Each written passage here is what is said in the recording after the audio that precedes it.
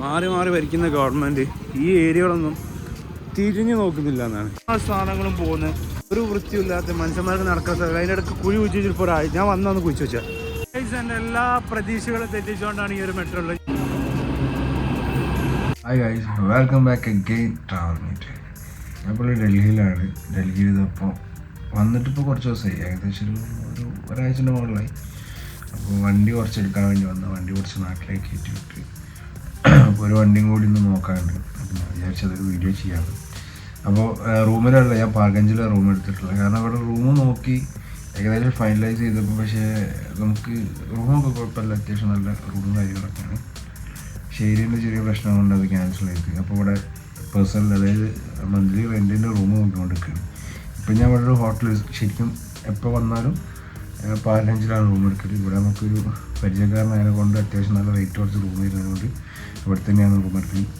റൂമൊന്നും കുഴപ്പമൊന്നുമില്ല, അത്യാവശ്യം നല്ല റൂമും കാര്യങ്ങളൊക്കെ തന്നെയാണ്. അപ്പോൾ അതപ്പോൾ എണീച്ച് നല്ല ക്ഷീണം, രാത്രി ഒന്ന് കിടന്നുറങ്ങി കുറേ. പക്ഷേ ഇപ്പോൾ ചൂട് എന്ന് പറഞ്ഞാൽ നല്ല ചൂടായതിനെ കൊണ്ട് AC ഒക്കെ ഇട്ട് റൂമിൽ കിടന്നാൽ പിന്നെ ഒന്നും അറിയില്ല, അങ്ങനെ ഉറങ്ങിപ്പോകും. അപ്പോൾ എണീച്ച് കുളിച്ച് മാറ്റി നേരെ ഒരു വണ്ടി നോക്കാൻ പോകണം. അപ്പം ആ വിശേഷങ്ങളൊക്കെ ഒന്ന് പറയാൻ വേണ്ടിയിട്ടാണ് വീഡിയോ ചെയ്തിട്ടുള്ളത്. അങ്ങനെ കുളിച്ച് മാറ്റി ഇനി ഇവിടെ ഒരു 15 കിലോമീറ്റർ ഉണ്ട്. അപ്പോൾ നമ്മൾ മെട്രോയിലാണ് പോകുന്നത്. കാരണം ഭയങ്കര ചൂടായതിനെ കൊണ്ടേ പുറത്തു കൂടി ഒന്നും ചൂടെന്താ വെച്ചാൽ 45ൻ്റെ അടുത്ത്. അതുമാതിരി വയനാട്ടിലെ ചൂട് വരിക ഒരുമാതിരി പുഴുങ്ങലാണ് ചൂട്. അപ്പോൾ നേരെ ഇവിടുന്ന് ഒരു ചെറിയ റിക്ഷ പിടിച്ചിട്ട് കുറച്ച് ദൂരം, ഒരു 2 കിലോമീറ്റർ ഉണ്ട് മെട്രോയിലേക്ക്, ന്യൂഡൽഹി മെട്രോ സ്റ്റേഷൻ. അവിടെ പോകുന്ന മെട്രോന്ന് പോയി ഇറങ്ങുന്നത്. ഇവിടെയാണ് പിന്നെ റൂം എടുത്തിട്ടുള്ളത്.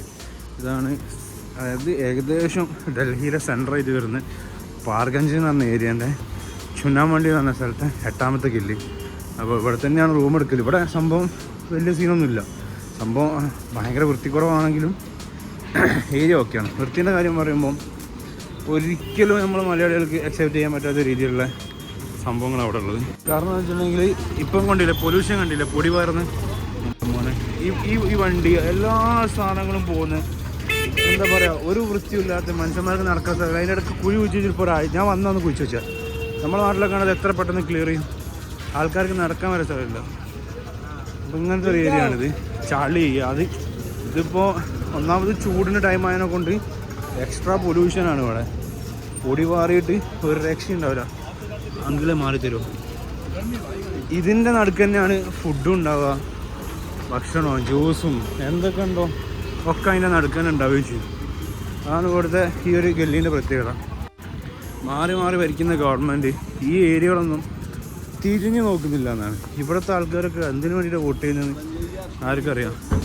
ഇനിയിപ്പോൾ ആർക്ക് വോട്ട് ചെയ്തിട്ട് ഇവിടെ ഒരു കാര്യമില്ല. കാരണം ഇവിടെ റെഡി ആവില്ല. ഒന്ന് ഇവരെ കൾച്ചർ ഇങ്ങനെ ആയിപ്പോയി. അതായത് ഒരു ഗവൺമെൻറ് വിചാരിച്ചിട്ടുണ്ടെങ്കിൽ ആൾക്കാരെ കൾച്ചർ വരെ മാറ്റിയെടുക്കാൻ പറ്റും. കാരണം നമ്മളെ ഉദാഹരണത്തിനാണ് സുൽത്താൻ ബത്തേരി പണ്ടുള്ള മാതിരി അറിയുന്നില്ല. റോട്ടിൽ ക്ലീൻ ആയിരിക്കണം എന്നുള്ളൊരു നിയമം ഗവൺമെൻറ് കൊണ്ടുവന്ന് അതിനൊരു പിഴ ഈടാക്കിയതിന് ശേഷം നമ്മളെന്ത് വൃത്തിക്കാണ് കൊണ്ടുനടക്കുന്നത്. അല്ലെങ്കിൽ ആദ്യ വൃത്തിയുള്ളതാണെങ്കിൽ തന്നെ ഇപ്പോൾ ഒരു മുട്ടായി കടലാസ് പോലും എവിടെ ഇടൂലല്ലോ. ഇതിപ്പോൾ ഞായറാഴ്ച കൊണ്ട് കുറച്ച് തിരക്കുറവുണ്ട്. വൈകുന്നേരം എന്തായാലും തിരക്കായിരിക്കും. ഇവിടുത്തെ ഇപ്പോഴത്തെ ചൂട് എന്താ വെച്ചാൽ ഏകദേശം 45 ഡിഗ്രി വിത്ത് ദിസ് പൊല്യൂഷൻ. സഹിക്കാൻ പറ്റാത്തൊരു അവസ്ഥയിലുള്ള ചൂടാട്ടോ ഇവിടെ. നമ്മൾ ഈ കാണുന്നതാണ് ചുനാമണ്ടി എന്ന് പറഞ്ഞിട്ടുള്ള ഗല്ലി, 8 നമ്പർ ഗല്ലി വരുന്നത്. പിന്നെ 7, 9 ഉണ്ട്, 10 ഉണ്ട്, 11 ഉണ്ട്. അങ്ങോട്ടേക്ക് ഇവിടുന്ന് അങ്ങോട്ടേക്ക് 7, 6 അങ്ങനെ പോകും. അതുപോലെ തന്നെയാണ് ഇത് മെയിൻ റോഡ് വരുന്നത്. ഇതിൻ്റെ അപ്പുറത്ത് വേറെ, അതായത് ചുനാമണ്ടി പോലെ തന്നെ പിന്നെ വേറൊരു ഗല്ലിയാണ് അപ്പുറത്ത്. ഓട്ടോറിക്ഷക്കാരെ ഇരിക്കല്ലേ ഇവിടെ വന്നിട്ട് വേറെ കൾച്ചർമാർ പോയി. സംഭവം വണ്ടി നോക്കൊന്നുമില്ല, എന്തെങ്കിലും ഗ്യാപ്പ് ഇട്ട് ഇറങ്ങി ഓടുന്നൊരവസ്ഥയായിട്ട്.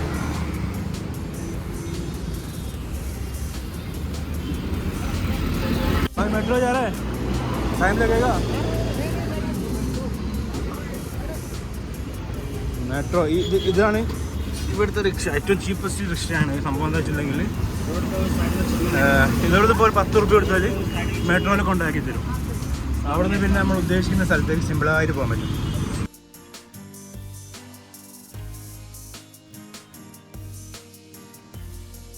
ചൂടാണെങ്കിൽ ആളെ കൊല്ലുന്ന ചൂട്, തണുപ്പാണെങ്കിൽ മൈനസ് വരെ വരുന്ന തണുപ്പ്. അതാണ് ഡൽഹിയിൽ ഈ UP പഞ്ചാബ് ഈ ഏരിയയിലെ കാലാവസ്ഥ കേട്ടോ.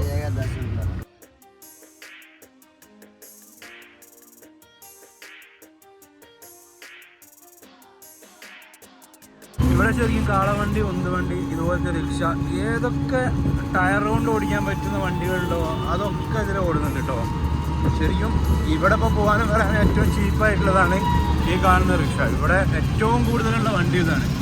ഇതൊന്നും നമ്മുടെ നാട്ടിൽ കണ്ടിട്ട് പോയിട്ടുണ്ടാവില്ല, കാരണം നാട്ടിലുള്ളതൊക്കെ പൊളിച്ച് ഒഴിവാക്കിയിട്ടുണ്ടാവും. മെട്രോൻ്റെ മുമ്പിലുള്ള റിക്ഷ വണ്ടിയാണ് കേട്ടോ ഇത്.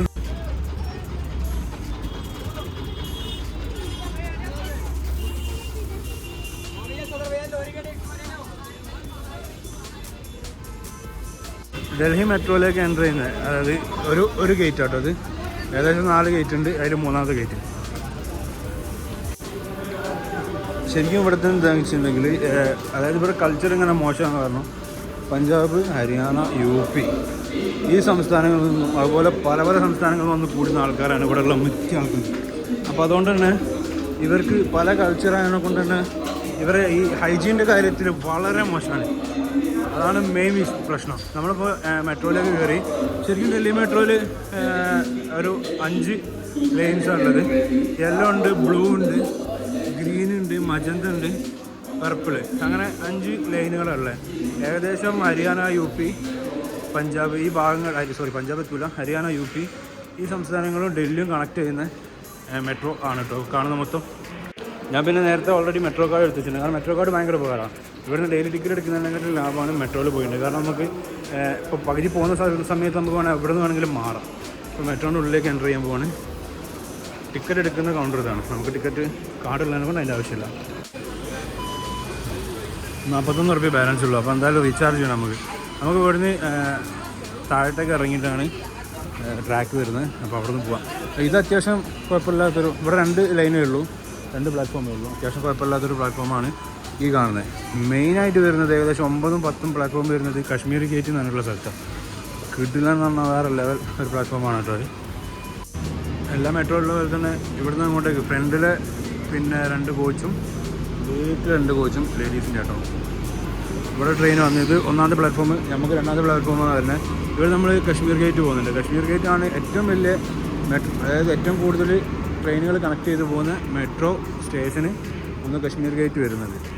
അതിൽ തന്നെ ഏറ്റവും വലുത് കശ്മീർ ഗേറ്റ് ആണ്. ഇപ്പോൾ പോകേണ്ടത് മോജ്പൂർ മെട്രോ സ്റ്റേഷൻ, അതായത് യമുന വിഹാർ വന്ന് ന്യൂഡൽഹിയിൽ നിന്ന് ഏകദേശം ഒരു 15 കിലോമീറ്റർ. നമ്മുടെ ട്രെയിൻ വന്ന് ന്യൂഡൽഹിയിൽ നിന്ന് കറക്റ്റ് 15 കിലോമീറ്റർ. വെയിലും കൊണ്ട് പോകുമ്പോൾ മറ്റുള്ള വണ്ടിയിൽ എങ്ങനെ പോകുകയാണെങ്കിൽ ഏകദേശം എത്ര രൂപയാണെന്ന് വെച്ചിട്ടുണ്ടെങ്കിൽ ഒരു 200 റുപ്യേൻ്റെ അടുത്ത് ആവുന്നത്. മെട്രോയിലാകുമ്പോൾ വൺ സൈഡ് 30-60 റുപ്യ ആവുകയുള്ളൂ.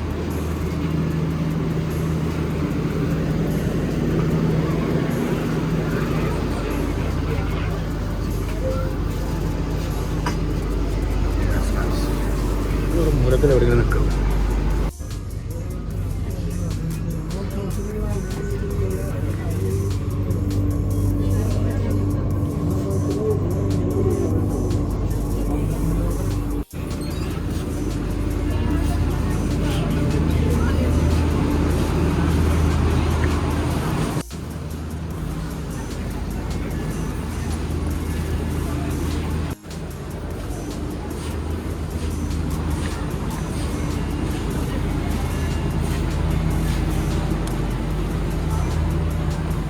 കശ്മീർ ഗേറ്റ് ഇറങ്ങി. ഇവിടെ ഏകദേശം വരുന്നത് 1 to 7 പ്ലാറ്റ്ഫോമാണ് കേട്ടോ ഇതിൽ വരുന്നത്. താഴ്ന്ന് ഇപ്പോൾ മുകളിലേക്ക് വന്ന് ഇവിടുന്ന് പിന്നെയും മുകളിൽ പോകണം ടോപ്പിൽ. അതുപോലെ അപ്പുറത്തെ സൈഡിലേക്ക് വേറെ പോകാണ്ട്, താഴത്തേക്ക് വേറെ സൈഡിലേക്ക് പോകാണ്ട്. ഇതിപ്പോൾ റെഡ് ലൈനിൽ കൂടെ പോയിട്ട് ഇതാണ് നമ്മൾ പിങ്ക് കയറണം. അപ്പോൾ അങ്ങനെ കുറച്ച് പരിപാടികൾ ഇവിടെ ഉണ്ട്, കുറച്ച് അങ്ങനെ നടക്കാണ്ട്. പിന്നെ വെച്ചാൽ ഇതേപോലെ ഷോപ്പുകളുണ്ട് കേട്ടോ കുറേ മെട്രോൻ്റെ ഉള്ളിൽ. ഭയങ്കര പുറത്തുള്ളതിനായാലും കുറച്ച് റേറ്റ് കൂടുതലാണ്, പക്ഷേ കൊള്ളാം, വേറെ സീനൊന്നുമില്ല. ഇതുപോലെ വരച്ച് വെച്ചിട്ടുണ്ടാവും ഓരോ ലൈനിൽ. അവിടെ നിന്ന് യെല്ലോ പോകുന്നുണ്ട്, പിന്നെ റെഡ് ഇവിടെ വരുന്നുണ്ട്. ഇത് റെഡിൻ്റെ പ്ലാറ്റ്ഫോം ആയതിനെ കൊണ്ടാണ്, മീൻസ് റെഡ് ലൈൻ ആയതിനെ കൊണ്ടാണ് ഈ അതായത് 3-4 പ്ലാറ്റ്ഫോം റെഡ് ലൈനാണ്. അപ്പോൾ അതുകൊണ്ട് കറക്റ്റ് അതിലേക്ക് പോകാനുള്ളത് വരച്ച് വെച്ചിട്ടുണ്ട്. പിങ്കിലേക്ക് പോകാനുള്ളതുണ്ട്. ഇത് ടു വയലറ്റിലേക്ക് പോകാനുള്ള ഇവിടെ സെറ്റാണ്. എന്താ വെച്ചിട്ടുണ്ടെങ്കിൽ അത്യാവശ്യം എന്താ പറയുക കുറച്ച് എഡ്യൂക്കേറ്റഡായിട്ടുള്ള ആൾക്കാർ, പിന്നെ നമ്മളെപ്പോലെ സാധാരണക്കാരും എല്ലാവരും വരുന്നതിനെ കൊണ്ട് കറക്റ്റ് മനസ്സിലാകാനുള്ള എല്ലാ ഡയറക്ഷനും ഇൻസ്ട്രക്ഷനും എന്താ പറയുക എല്ലാ സാധനവും അതിനെല്ലാം കൊടുത്തിട്ടുണ്ട്. എനിക്കാണെങ്കിൽ തീരെ വിദ്യാഭ്യാസം എല്ലാത്തിനെ കൊണ്ട് കുഴപ്പമില്ലല്ലോ. ഇതൊരു കൂത്തനെ കയറ്റാട്ടോ, എവിടെ എത്തണമെന്നറിയോ?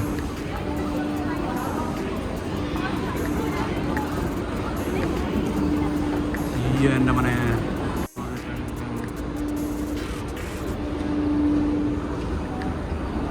പ്ലാറ്റ്ഫോം നമ്പർ 4 അപ്പോൾ ഇവിടെ നിന്ന് ഇങ്ങനെ പോയിട്ട് 3 4 കൊണ്ടുവന്നു.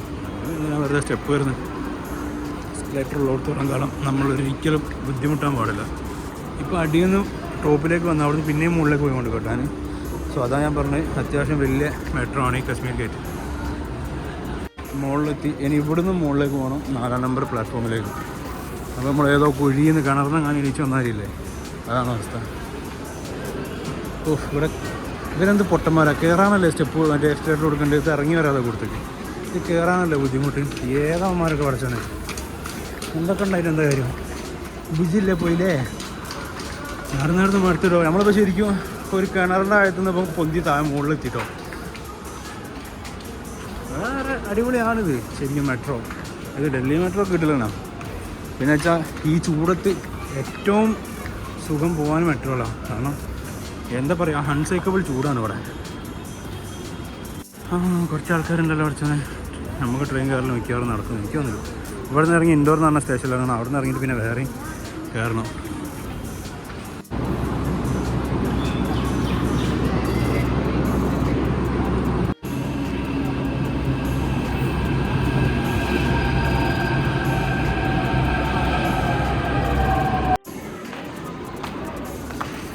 നമ്മൾ അവസാനത്തെ വെൽക്കം എന്ന് പറഞ്ഞ മെട്രോ സ്റ്റേഷനിൽ വന്നിറങ്ങി. ഇനി ഇവിടുന്ന് പിങ്ക് ലൈൻ എടുത്തിട്ട് ആകെ പോകാനുള്ള 15 കിലോമീറ്ററേ ഉള്ളൂ. പക്ഷേ കണക്ട് ചെയ്ത് ഇങ്ങനെ പോകണം. എന്നാലും സീനൊന്നുമില്ല. എനിക്ക് മനസ്സിലാകുന്നില്ല ഈ പൊട്ടന്മാരെ. അങ്ങോട്ടേക്ക് എക്സിലേറ്റർ കൊടുത്ത് അങ്ങോട്ടേക്കാന്നുള്ളത് താഴോട്ടേക്ക് വരുന്നവർക്ക് സിമ്പിളായി നടന്നില്ല. കയറാനല്ലേ ബുദ്ധിമുട്ട്. നമ്മളൊക്കെ സ്റ്റെപ്പും താഴോട്ടേക്ക് എന്താ ചെയ്യും? നമുക്ക് ഇനി എന്നാത് പഠിക്കാം. ഒരു ലച്ച് വാങ്ങി കൊടുത്തു. ഇതിന് 25 ഉറുപ്പ്യാണ് ഇവിടെ. 20 ഉറുപ്പ്യാണ് സാധനം. ഇതങ്ങനെ നമ്മൾ അവസാനത്തെ മെട്രോ കയറിക്കൊണ്ടിരിക്കുകയാണ്. ഇതും കൂടി കഴിഞ്ഞാൽ നമ്മൾ ഉദ്ദേശിച്ച സ്ഥലത്തെത്തും. അപ്പോൾ ഏകദേശം അപ്പോൾ ഇതിനുള്ളിലൊക്കെ നല്ല തണുപ്പാട്ടോ. മീൻസ് അവിടെ ഇവിടെയൊക്കെ AC-ൻ്റെ സംഭവങ്ങളെല്ലാം കൊണ്ട് കുഴപ്പമില്ല. യെസ്, നമ്മളങ്ങനെ അവസാന മെട്രോയിൽ കയറി ഞാനിവിടെ നെക്സ്റ്റ് അടിക്കുകയാണ്. അപ്പോൾ നേരത്തെ 40 എത്ര കയ്യിലുണ്ടായിരുന്നു, ബാലൻസ് എത്ര ഉള്ളത് നോക്കാം. കേട്ടോ, 18 രൂപ ആയിട്ടേ ഉള്ളൂ ഇത്രയും യാത്ര ചെയ്തിട്ട്. കാർഡിലായതിനെ കൊണ്ട്. മറ്റേതാണെങ്കിൽ ഏകദേശം 10-30 രൂപയോ, അതായത് 10 റുപ്യേൻ്റെ ഒക്കെ വ്യത്യാസം ഉണ്ടാകും. ഇനി ഇവിടുന്ന് എക്സിറ്റ് അടിക്കുന്ന ഒരു റിക്ഷ കയറുന്ന വണ്ടിയുള്ള സ്ഥലത്തേക്ക് പോകുന്നത്. എൻ്റെ എല്ലാ പ്രതീക്ഷകളും തെറ്റിച്ചുകൊണ്ടാണ് ഈ ഒരു മെട്രോ ഉള്ളത്. ഞാൻ ആദ്യമായിട്ടാണ് ഈ മോജ്പൂരി ബിഹാർ എന്ന് പറഞ്ഞ സ്ഥലത്തേക്ക് വരുന്നത്. അപ്പോൾ ഇവിടെ എന്താ വിശേഷം എന്ന് വെച്ചിട്ടുണ്ടെങ്കിൽ പുറത്തിറങ്ങിയാകുമ്പോൾ ഒറ്റ വണ്ടി കാണാമല്ലോ. എന്ത് പറ്റിയാവും? സാധാരണ ഇങ്ങനെയല്ല ഉണ്ടാവും ഇവിടെ. നമ്മളങ്ങനെ ഇവിടുത്തെ ഓട്ടോറിക്ഷ കയറിയ സംഭവം എന്താ വെച്ചിട്ടുണ്ടെങ്കിൽ ഇവിടെ റിക്ഷ വണ്ടിയൊന്നും കാണുന്നില്ല. 10 റുപ്യേൻ്റെ ഓട്ടോകളിൽ ഇവിടെ നിന്ന് ഇറങ്ങിയാൽ സംഭവം ഞാൻ ഇറങ്ങിയത് ഇതൊരു ഗേറ്റാണ്, അപ്പുറത്തായി പോയിട്ട് ഇറങ്ങിയത്. ശരിക്കും അവിടെ ഈ ഭാഗത്തായിട്ട് ഇറങ്ങിയായിരുന്നെങ്കിൽ ഈ കുറച്ച് പൈസ കൊടുത്താൽ മതിയായിരുന്നു. ഈ ഓണടിക്കുന്ന ഒരു കൾച്ചർ ഉണ്ടല്ലോ, അത് ഒരിക്കലും ഇവർ മാറില്ല. കച്ചവടം ഉണ്ടാക്കുന്നുണ്ടല്ലോ. ഇതാ ഈ ഒരു ഗ്യാപ്പിനാണ്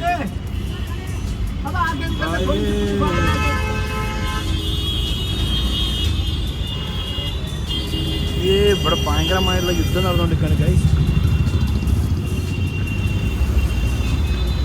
അപ്പോൾ നമ്മളിങ്ങനെ തിരിഞ്ഞ് മറിഞ്ഞ് എപ്പോൾ അവിടെ എത്തുമല്ലോ. പറയാൻ വന്ന കാര്യം മറ്റേ ഇതിൻ്റെ അടുത്ത് മറന്നു. സംഭവം എന്താ വെച്ചിട്ടുണ്ടെങ്കിൽ ഇവിടെ അതായത് ഒന്ന് ഓൺലൈനിൽ നമ്മൾ ബുക്ക് ചെയ്യുന്ന ടാക്സി കാര്യങ്ങളും, അല്ലാതെ ഈ പോകുന്ന വണ്ടികൾ, ഓട്ടോറിക്ഷ, കാറ്, അതുപോലെ ഈ കാണുന്ന വണ്ടികൾ വരെ ഇത് ഏറ്റവും ചീപ്പായിട്ട് യാത്ര ചെയ്യുന്നത് ഇതിലാണ് വില കുറഞ്ഞത്. പിന്നെ റാപ്പിഡോ പോലെയും അതുപോലെ ഊബർ, ഓല പോലത്തെ ആപ്പ് ഉണ്ട്. അതിൽ റാപ്പിഡോയിലൊക്കെ നമ്മൾ ബൈക്കിൽ ഏകദേശം ഇതിലിപ്പോൾ ഞാൻ 100 റുപ്യ 120 പറഞ്ഞ് ഏകദേശം 1.5 കിലോമീറ്റർ ഓടാൻ 100 റുപ്യ വാങ്ങുന്നത്. അതേ സാധനം മറ്റേതാണെങ്കിൽ 50 റുപ്യ വാങ്ങും. ഈ റാപ്പിഡോയിൽ നമ്മൾ ബൈക്ക് ചെയ്യാൻ പറ്റും. ചൂടത്ത് ബൈക്ക് വൻ സീനായതിനെ കൊണ്ടാണ് ചെയ്യാത്തത്. ബൈക്ക് ചെയ്തിട്ട് ഏകദേശം നമുക്ക് വരുന്ന എമൗണ്ട് 23 റുപ്യക്കൊക്കെ നമുക്ക് എന്താ ചീപ്പായിട്ട് അവിടെ എത്താൻ പറ്റും. അതേപോലെ തന്നെ ഏകദേശം 100 രൂപയ്ക്ക് നമുക്ക് കാറിൽ ഈ പറയുന്ന 2 കിലോമീറ്റർ പോകാൻ പറ്റും. പക്ഷേ വെയിറ്റ് ചെയ്യേണ്ടി വരും, കുറച്ച് നേരം വണ്ടി വരുന്നവരെ വെയിറ്റ് ചെയ്യേണ്ടി വരും. അപ്പോൾ അങ്ങനത്തെ ചെറിയ പ്രശ്നങ്ങളുണ്ട്. അത് കഴിച്ചാൽ ബാക്കിയൊക്കെ സെറ്റാണ്. നമ്മൾ എടുക്കാൻ വന്ന വണ്ടി ഇതാണ്. വണ്ടി നോക്കിക്കൊണ്ടിരിക്കുകയാണ്. ഏകദേശം എനിക്ക് ഓക്കെയാണ്. മിക്കവാറും ഞാനിതെടുത്ത് നാട്ടിൽ വരും. ഏകദേശം എന്ന് പറഞ്ഞാൽ ഏകദേശം ഓക്കെയാണ്. വണ്ടി നമ്പറൊന്നും ഞാൻ കാണിച്ചില്ല ഗൈസ്. കിടില വണ്ടി, മൊത്തത്തിൽ അടിപൊളി വണ്ടി. ടൈറ്റാനിയം എന്ന് വെച്ചിട്ടുണ്ടെങ്കിൽ ഏകദേശം മിഡ് മോഡലായി വരുന്ന വണ്ടിയാണ്. അത്യാവശ്യം കുഴപ്പമില്ലാത്തൊരു വണ്ടി.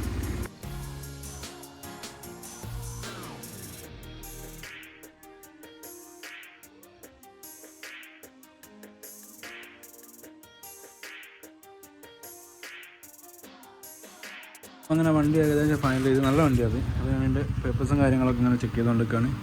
അപ്പോൾ ഇവിടെ ഓഫീസിലിരുന്നിട്ട് മൂപ്പരെന്നാണ് നമ്മൾ വണ്ടി വാങ്ങിയത്. അപ്പോൾ ഇത് കഴിയുന്ന വണ്ടിക്ക് ഇന്ന് അഡ്വാൻസ് കൊടുക്കുന്നത്, നാളെ ഫുൾ പേയ്മെൻറ്റ് കൊടുത്തിട്ട് നാട്ടിലേക്ക് തിരിച്ചു വരാനുള്ള പ്ലാനാണ് ഗൈസ്. അപ്പോൾ അതിന് മുമ്പ് ഇതൊക്കെയാണ് അവസ്ഥകൾ. നോക്കാം നമുക്ക്.